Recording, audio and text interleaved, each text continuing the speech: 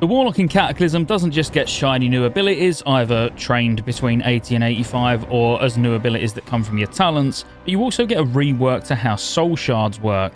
With 3 specs that all play very different from each other, still being Affliction, Demonology and Destruction, you do get a lot of options around how you want to play in both PvE and PvP. You'll likely see more Demonology and Affliction Warlocks than Destruction, but that's not to say that Destruction isn't viable at all. Up until this point, you'd have that minor irritation of having to have soul shards clogging up your bag space when you could be having consumables in their place instead.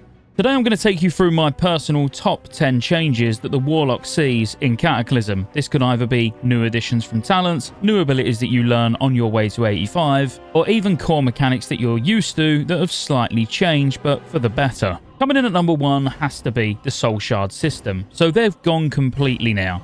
Instead, underneath your character portrait, you can have a maximum of 3 soul shards. Drain Soul, as an example, is still the way you get these shards back. So if a target dies while being drained and yields experience or honor, the caster gains 3 soul shards. But there is one new way that you can get these. On a 30-second cooldown, you've got Soul Harvest. Now, the reason this is really good is outside of being able to get your shards back, it also grants you 45% health. So what this does is you seek out nearby wandering souls, regenerating 45% health and 3 shards. Now, this cannot be cast while in combat, but this is a great way to tap after a fight and then soul harvest to max out your soul shards again and top yourself off from all the life tapping you've just done. Now, what you're actually going to spend these shards on will become clearer as we get through the video. And then coming in at number 2 is Dark Intent.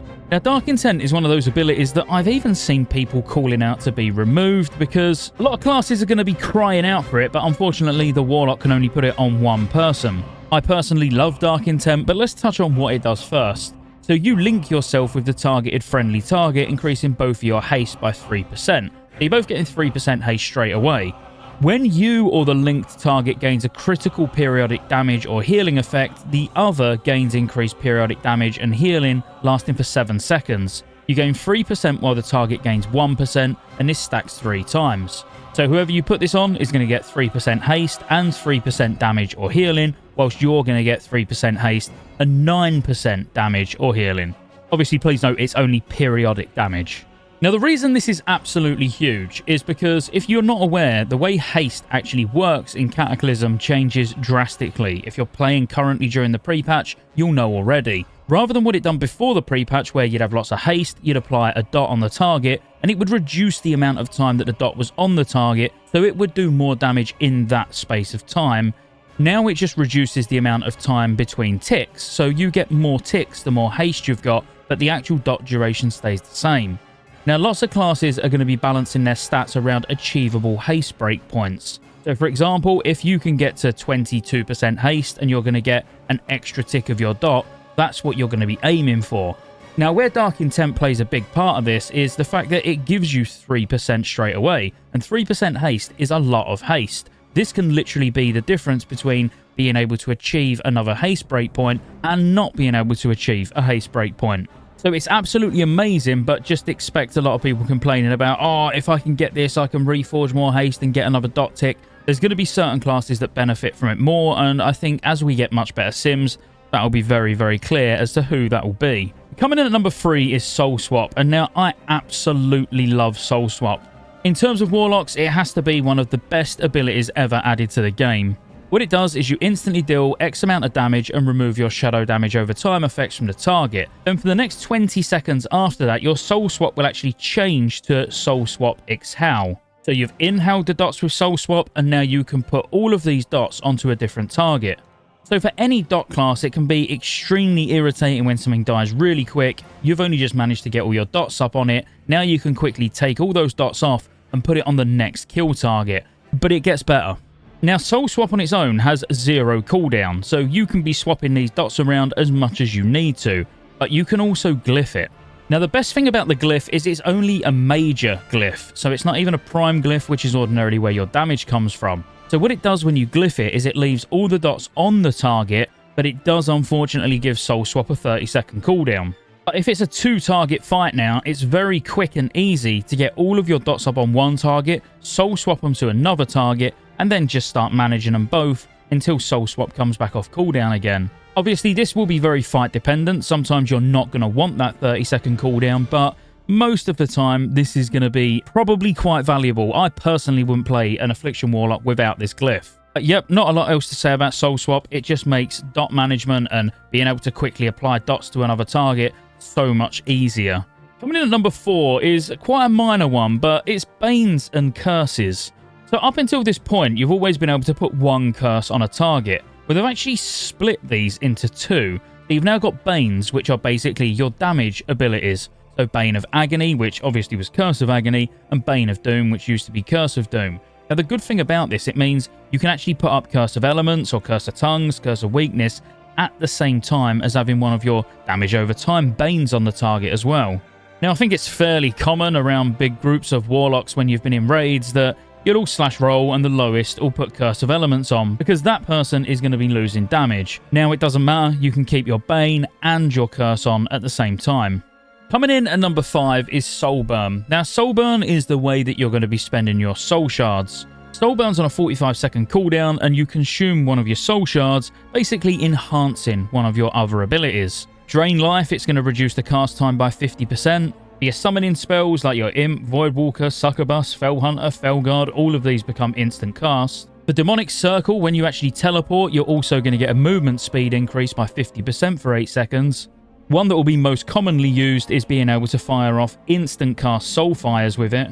You can get a 20% max health increase if you use it with a health stone. Searing Pain will get its critical strike chance of the next Searing Pain increased by 100%, and then for 6 seconds all of the others will be increased by 50%. And finally, Seed of Corruption, which is another one you'll see used quite regularly, where your Seed of Corruption detonation effect will also put corruption on all targets. The good thing about using it with Seed of Corruption as well is the soul shard will actually be refunded as long as the Seed of Corruption detonates. So straight away you can see lots of uses for these soul shards.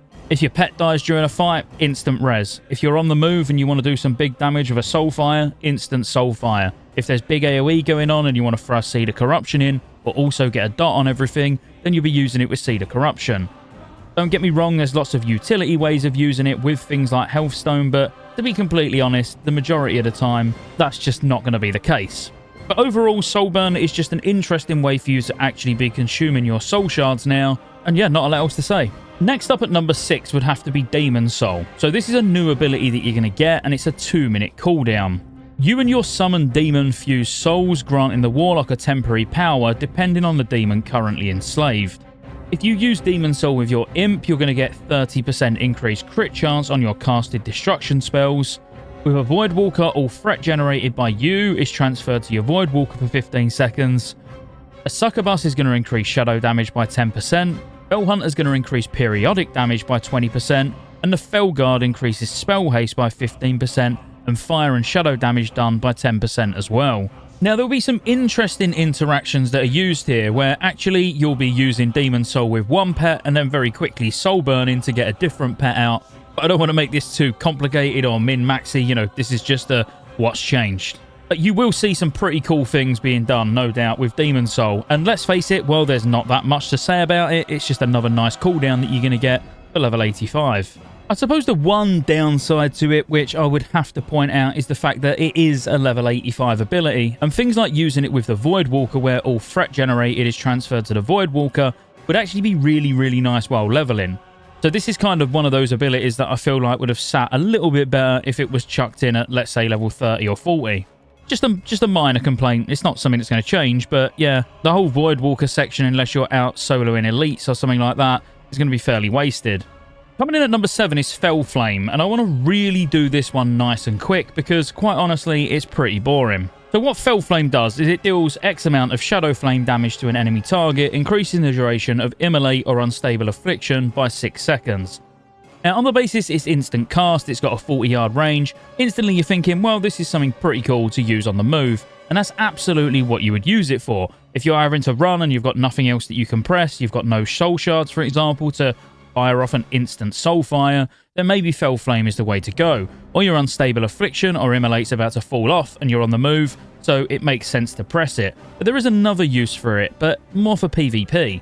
Having an instant cast damage ability like this, which could be compared to something like Moonfire, I don't mean as in it does damage over time, I mean just an instant cast 40-yard range ability that has got uses in PvP. For example, being able to very quickly take out Shaman totems. Up until this point, Warlock really hasn't had a great way of doing that without maybe using their pet. But being able to be on the move and taking out things with very, very low health is actually really good. Like I say, I don't want to talk about Fel Flame too much because it just does what it says on the tin. Coming in at number 8 is actually a talent, and it's just super, super good to say how low down in the tree it actually is. And that's Jinx. So Jinx is basically just an AoE curse. So your Curse of Elements also affects up to 15 nearby enemy targets within 40 yards of the cursed target. Also, your Curse of Weakness increases the target's energy, rage, focus, or runic power costs of abilities by 10% while active. Now, the second part of it, just for PvP, of course, is very, very nice. But on the basis up until now, having something like an Unholy DK in the group being the one that's relied upon to be able to spread the spell damage taken debuff to everyone, as a Warlock, you can now do it with one button. Curse of Elements, and it just goes on everything. Now, I know that may seem quite minor to non-Warlock players. Anyone who's played a Warlock for a decent amount of time will know how good this is. For number 9, I just want to touch on the specializations, and one in particular, and that's Demonology. The Felguard has always been something that you've had to wait a really, really long time for. But now when you ding level 10, and you're stood there scratching your head trying to decide what spec to level as, you can get the Felguard at level 10 as Demonology and use it all the way until 85. Don't get me wrong, Affliction having Unstable Affliction so early, and even Destruction getting Conflagrate is really nice. Both Affliction and Destruction get a really good ability at level 10. I feel like getting the Felguard that early is just something else. Especially with the amount of healing that you can do to it through talents and how chunky it gets, and even how chunky you get if you was to level as Demonology. Affliction up until this point has always been the go-to leveling spec purely because you can multi-dot everything, run along, life tap, do some life drains to restore that health, or even just rely on heals from Haunt once you've got it, and you have like no downtime. And probably at slightly higher levels if you're leveling, maybe you're leveling right now in the pre-patch, it's probably going to be better as Affliction. But being able to get a Felguard at level 10 is just absolutely nuts, and it had to make this top 10. And then finally, for change number 10, I couldn't decide between two, so I'm going to throw them both in because they're both in the talent trees. First of all, Hand of Gul'dan. I want to mention Hand of Gul'dan because it's a brand new ability. It actually becomes a staple ability for many expansions to come, but it looks bloody amazing. So you summon a falling meteor down upon the enemy target, dealing X amount of Shadow Flame damage, and erupt an aura of magic within 4 yards, causing all targets within it to have 10% increased chance to be critically hit by any Warlock demons. This can even be increased to the point where it roots them as well, and honestly, for leveling, for PvP, for everything, this is just so much fun. When you're leveling and you get Hand of Gul'dan and you get Aura of Foreboding, and you can literally just pull down a Hand of Gul'dan, send your Felguard in, they can't move, your Felguard's cleaving everything down, it just feels very satisfying. And the main reason I wanted to touch on Hand of Gul'dan is because you have to take this to get to the second one, which I really wanted to mention, which is Inferno. Now, Inferno enables you to channel Hellfire while moving and increases the duration of your Immolate by 6 seconds. Now, later on when you get Cremation, it's going to increase the damage done by Hellfire, and Hand of Gul'dan has a chance to refresh the duration of Immolate. But if you've watched any of my top 10 change videos, I'm obsessed with being able to move while casting abilities. So being able to AoE whilst moving, so if a tank's getting really excited in a dungeon, just running along, pulling absolutely everything, all the other casters are like, bro, like, I can't do anything. You know, I need to stand still to cast, and you're just running behind, just spamming Hellfire. It feels pretty good. And that's the top 10. I mean, really, you got 11 there, maybe 12 if you was to count Cremation as well. But I hope you enjoyed the video. This is the last one of all of the top 10 changes, so you will be able to find every class in the playlist. I'm going to put all of these into one big video, probably in the next few days as well. So if you want to sit for a few hours while you're doing archaeology like most of us, and I don't know, just listen to some other classes, then you'll be able to find that soon. So hit the subscribe button, like the video, check out the Rested XP guide, link in the pinned comment and the description, and I'll see you on the next one.